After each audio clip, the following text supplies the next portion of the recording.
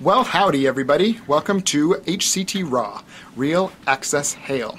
We are here today in the sound designer's office with Mr. Shane Steele. Flip around and say hi, Shane. Hi, Shane. He was going to flip his chair around and flip his hair, but he decided not to do so.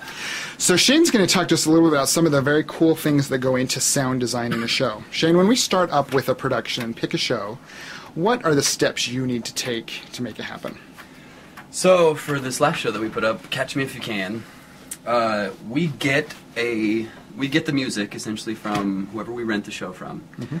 And from that point on, it's my responsibility to take anything that they have pre-designed or written about the show that they want to be heard in our space and make that aurally happen in our space. Okay. And sound really good. Right. So, for instance, we have... There's a score here from Dirty Rotten Scoundrels. And you can, you know, it comes well marked with what they envision their music sounding like. So that they would use clarinets here and bells here and glockenspiel brass and exactly whatever. The violins and things like that. Now the trick is when you have your orchestra, you actually have to mix the sound though, right? Right. Because one flute might not battle against the brass. Right. So and we do that in a theater space. So if you're in an orchestra pit and you can't bring in 5 flutes and we can only get 2 flutes, then we'll mic the flutes and then we'll actually mix their levels on the soundboard so that we get the proper mix for the music that we want. Okay. So that's how that goes. So obviously in a musical, one of your biggest parts is putting together the score. Then you move on to things like sound effects and anything else aurally that you'll hear in the show. So I pulled open an example here of a few sound effects. This is a gunshot sequence that happens within Catch Me If You Can. And so you have three detectives on stage, and they're probably carrying different guns. And so within this sequence we have 9, 10, 11, 12 gunshots that go all throughout the script as they're speaking. Excuse me. So I chose to give each detective his own gun. So one of the things I think is so cool in Shane's sound design for the show is that he even adds little touches like the shell casings falling on the floor. And the very first time I heard that, I turned around and high-fived him because I mean, that is so cool. Because I think those are some of the things that make a show so much better. This is a program called QLab, and this is one of the programs that we use to run our sound effects. It's essentially like a massive iTunes playlist. So you put your WAV files in here, and then you set it up to time out at a certain time or off of a certain cue. You can join cues together. So the way that we have it in our theater, we're in the round, and so they fire from one point of the stage, and then on the opposite side of the back wall, we've got speakers in this surround setup. So you'll get a fire, and then I'll delay the sound so that a few milliseconds later it hits the back wall, and so you hear this bam, and then the patrons sitting in the back will hear a hit. So It feels like you're getting shot at almost on stage. It's kind of cool. So let's see if this will play for us.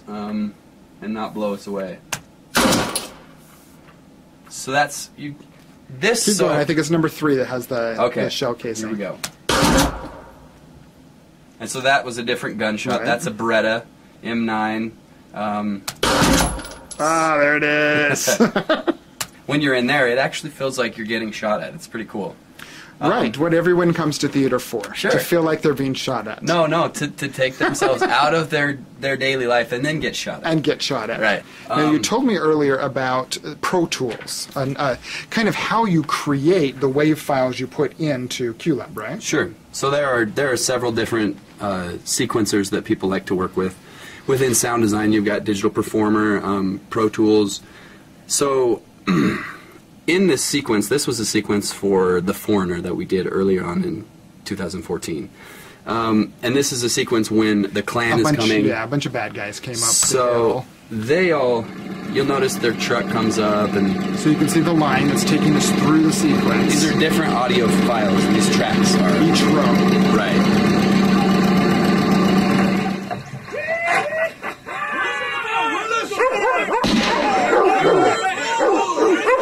Getting shot at again. I like guns.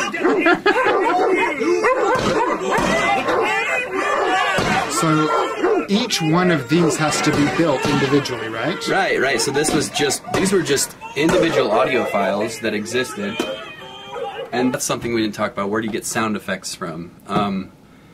Sound effects come from sound, so they've got to be made somehow. They should be recorded somewhere. Right. So you can either record them yourself, or if you've got a database, you can tap into somebody else's recorded sound effects. So we have several different methods. One method is we buy sound effects from companies who have already done a lot of sound effects, and then we can dip into those hard drives and see if we have sound effects that will match what we're looking for.